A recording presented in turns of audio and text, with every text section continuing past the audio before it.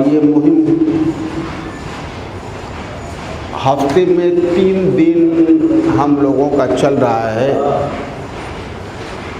जिसमें सोमवार और मंगल के दिन हम लोग सियासी और सामाजिक जागरूकता का अभियान चला रहे हैं और शनिचर के दिन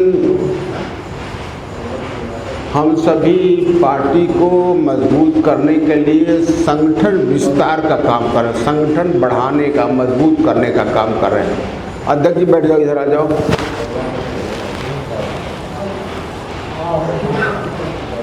हमारे बगल में हमारे साथी एकलव्य पार्टी के राष्ट्रीय अध्यक्ष भाई अरविंद निषाद जी हैं। पीस पार्टी, एकलव्य पार्टी, मौलिक अधिकार पार्टी और किसान पार्टी, ये चारों पार्टियां मिल करके ये कार्यक्रम चल रही है। मैं मुस्लिम समाज से हूँ, ये निषाद समाज से हैं। मौलिक अधिकार पार्टी के अध्यक्ष वो नाई समाज से हैं और किसान पार्टी के अध्यक्ष वो कुर्मी समाज से हैं। तो आज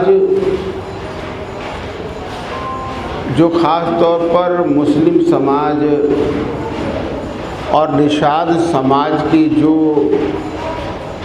सामाजिक हालत है, स्थिति है, उस पर हम चर्चा करना चाहते हैं और ये मौजू है। और इसमें हम सभी आपका राय जानना चाहते हैं कि आखिर हम लोग इस हालत में कैसे पहुंच गए।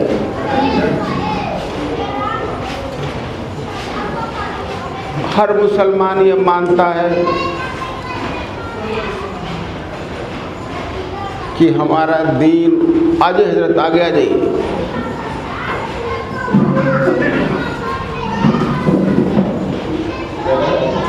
आ जाइए, अब बैठो।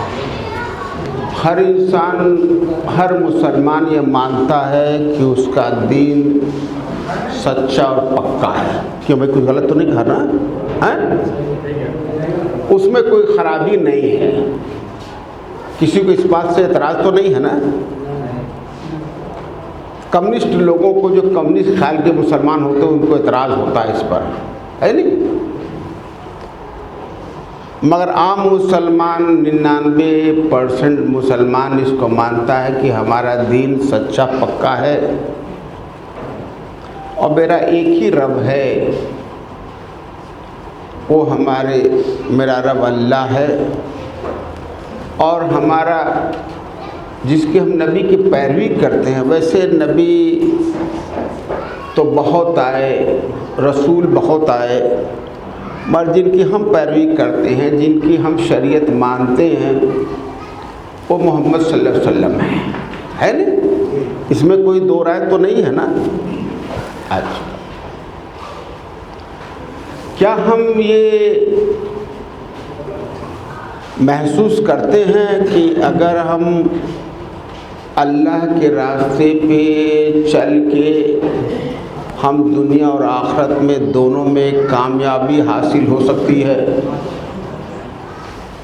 क्या ये हमारा ईमान है कि नहीं है? क्यों है कोई इसको, किसी को इतराज़ इस बात से? अब बोलो, आप लोग बोलोगे तो काम चलेगा, है ना? क्योंकि चर्चा हम लोग कर रहे हैं ना, एक दूसरे की बात सुन रहे हैं।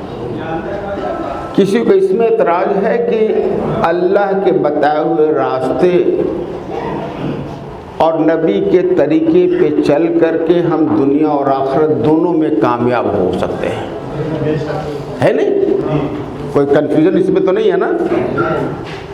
और हम ये भी मानते हैं कि हम अल्लाह के रास्ते और नबी के तरीके पे चल रहे हैं ये मानते ही नहीं मानते हैं कि नहीं?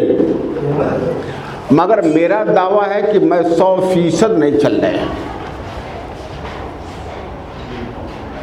कम से कम 99.9% मुसलमान अल्लाह के हुक्म और नबी के तरीके पे नहीं चल रहा है।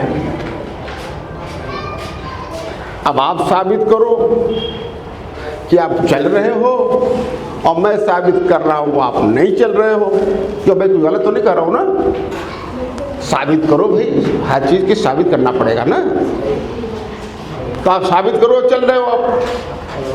सबसे बड़ा सबूत यही है कि दुनिया में हर तरीके से नाकामयाब हो आप।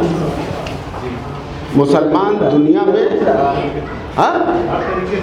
हर शोबे में, हर मसले पे नाकामयाब है। तो कैसे हम अल्लाह के नबी के रास्ते पर चल रहे हैं? अगर हम चलते तो दुनिया में भी कामयाब होते और आखिरत में भी होते। आप ही ने कहा कि हम दुनिया दोनों जगह में कामयाब होंगे। तो पहला तो सबूत हमने ये दे दिया कि हम हर शोबे में नाकामयाब हैं। अगर हम हर शोबे में कामयाब हैं तो कहीं न कहीं हम गलत रास्ते पे हैं। अगर हम गलत रास्ते पर हैं तो भाई मेरे रब का फरमान है कि दुनिया आखिरत की खेती है। जो हम यहाँ बोएंगे वही आखिरत में काटेंगे। कुछ गलत तो नहीं कहा ना? सही है। तो यहाँ जो बोए वो तो हमें यहाँ मिल ही रहा है। तो आखिरत में हमें तो इससे दर्दनाक मतलब दुश्वारी होगी जहाँ हमेशा रहना है। भाई हमने तो 2 सबूत दे दी, आप सबूत दो कि आप काम सही रास्ते पर कर रहे हो। कुछ गलत कहा हजरत? सही कहा भाई, आप साबित करो। मैंने तो कहा कि 99% मुसलमान अल्लाह के हुक्म और नबी के तरीके को नहीं मानता है, उससे बगावत करता है, उसका बागी है।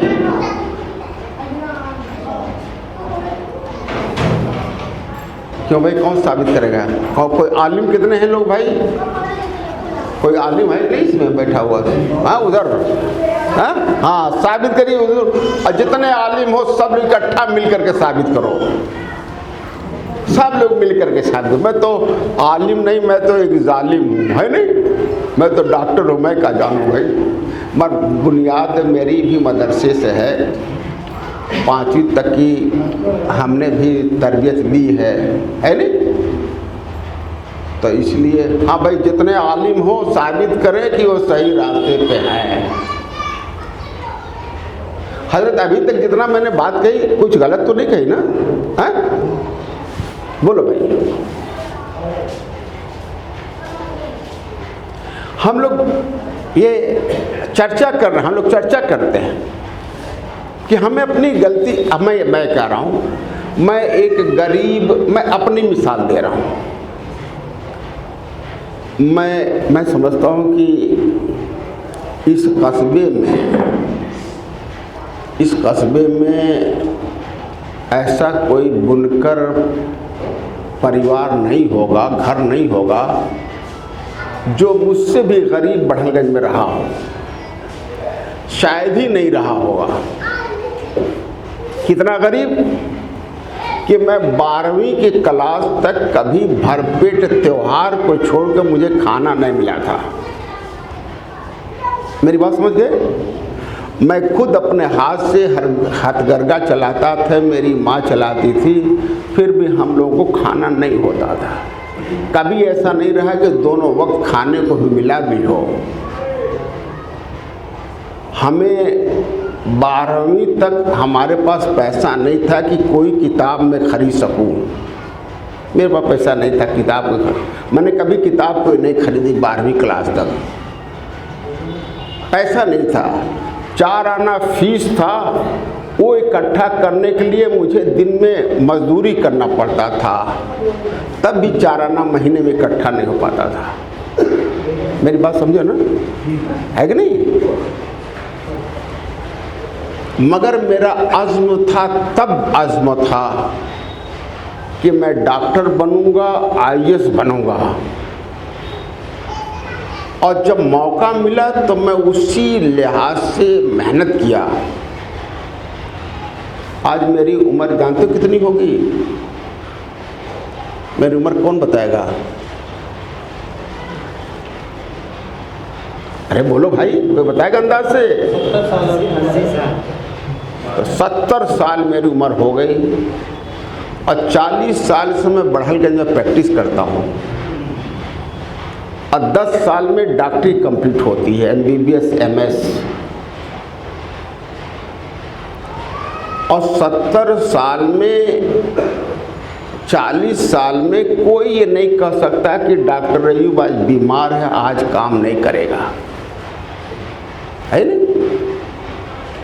सुबह का हम नाश्ता हम लोग किए, हमारी पूरी टीम, कहीं खाने को नहीं मिली है। जो रात गई है उसमें सिर्फ 1 घंटा सोया हूँ, मगर टाइम से फिर भी काम कर रहे हैं। तो इस ऊंचाई पर पहुंचने के लिए हमें दुआ नहीं कि हमने घर में बैठ करके, हमने वो सारे असबाब को इस्तेमाल किया जिससे मैं कामयाब हूँ। और जब MBBS कर लिया, मौका मिला, तो हमने IAS की तैयारी की और MS और IAS दोनों एक ही साथ पास की, बनारस हिंदू यूनिवर्सिटी से। और पूरे यूनिवर्सिटी से अकेला लड़का IAS में सिलेक्ट हुआ 1983 में, अकेला मुसलमान, अकेला डॉक्टर, वो भी मुसलमान, पूरे बनारस हिंदू यूनिवर्सिटी से।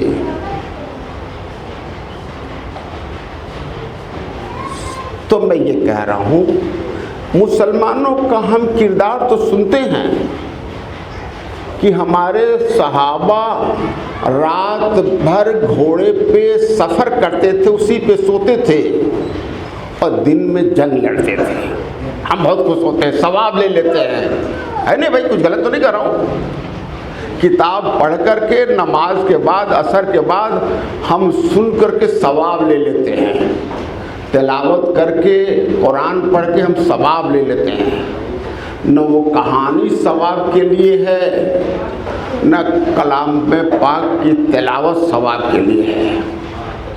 वो हमारी ज़िंदगी का फ़लसफ़ा, इस्लाम का फ़लसफ़ा है जिस पर हमें चल करके कामयाबी हासिल करना था, है नहीं? मगर हमने उसे सवाब का बाइश बना दिया। हर नमाज में लंबी लंबी दुआ मांगेंगे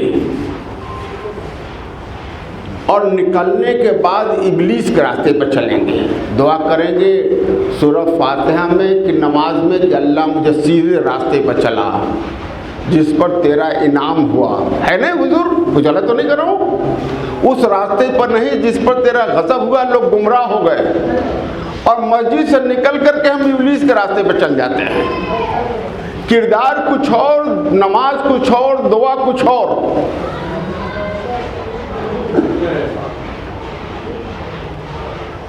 तो साहब कुछ गलत तो नहीं कर रहा भाई? अरे बोलो भाई, बोलोगे तो नहीं तो काम नहीं चलेगा।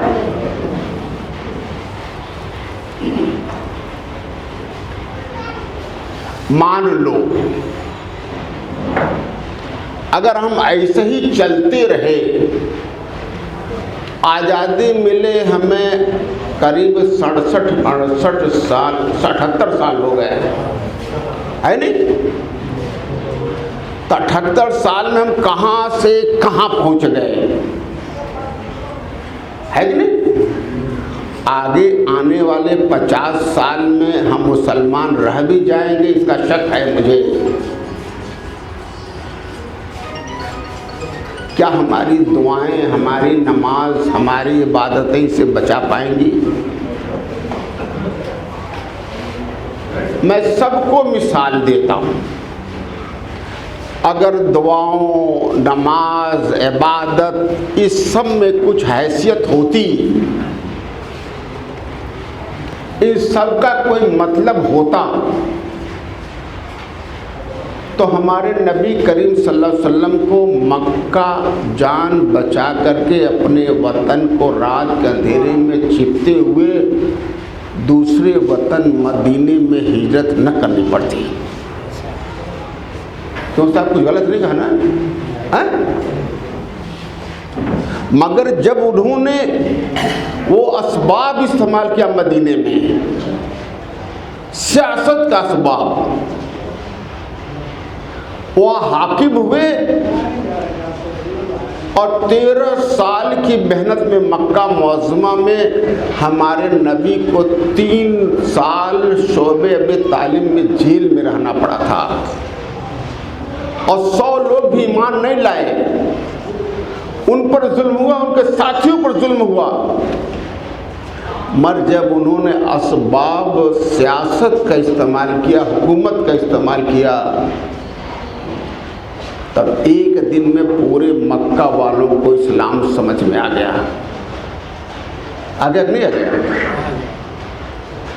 और हम दुआएं मांग रहे हैं, इबादत में लगे, कहते हमारे किरदार खराब है। भाई मैं तो ये मानता हूँ जो मेरे रब और हमारे नबी पर, फरिश्तों पर, आखिरत पर ईमान लाता है, जो किताबों पर ईमान लाता है, जिसे हम मुसलमान कहते हैं, वो हर हालत में मोदी और योगी से बेहतर है? ये हमारे में क्यों हजरत कुछ गलत तो नहीं करना है? मगर वो तो मान रहे हैं। अभी मैं गुजारिश करूँगा, मेरा रब क्या चाहता सियासत में, मेरा रब सियासत में क्या चाहता है। देखिए, ज़िंदगी अपनी खुद की, अपने परिवार की, अपने समाज की, अपने देश में कैसे ज़िंदा रहा जाए, इतना जानकारी दीन का हासिल करना वो हर मर्द औरत पर फ़र्ज़ है। क्या हज़रत कुछ गलत तो नहीं कहा ना? फ़र्ज़ है ना? तो इसे हमें जानना फ़र्ज़ है।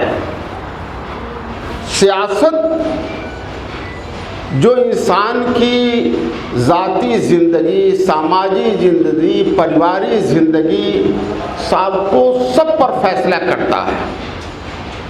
आपके मस्जिद मदरसे में वहाँ मंदिर ढूंढा जाएगा नहीं ढूंढा जाएगा, सियासत फैसला करता है। आप क्या खाओगे, क्या पियोगे, सियासत फैसला करता है। नमाज कहाँ पढ़ोगे, कहाँ नहीं पढ़ोगे, सियासत फैसला करता है। आप दाढ़ी रखोगे कि नहीं रखो, सियासत फैसला करता है। कौन नोट बंद होगा, कौन चलेगा, सियासत होता है। किसको जेल होना है, किसको नहीं होना, ये सियासत फैसला करना। किसको नौकरी मिलनी है, कौन हाकिम होगा, कौन महकूम होगा, ये सियासत फैसला करता है। कुछ और फैसला करता है? ऐसी चीज़, उसके बारे में मेरे रब का हुक्म क्या है और नबी का तरीका क्या है। मुफ्ती शफी खां साहब हमारे साथ हैं और मौलाना काफ़ी समय ऐसा हो बार हैं, मौलाना कासमी साहब भी हैं, दोनों लोग हैं। तो मैं अभी शफी खां साहब भी हैं, मुफ्ती शफी खां साहब हैं। मैं इनसे गुजारिश करूंगा कि बताएं कि मेरा रब क्या हुक्म देता है, हमारे नबी का क्या फरमान है कि मुसलमान अपनी समाजी और सियासी ज़िंदगी कैसे बसर करे। मुफ्ती शफी खां साहब।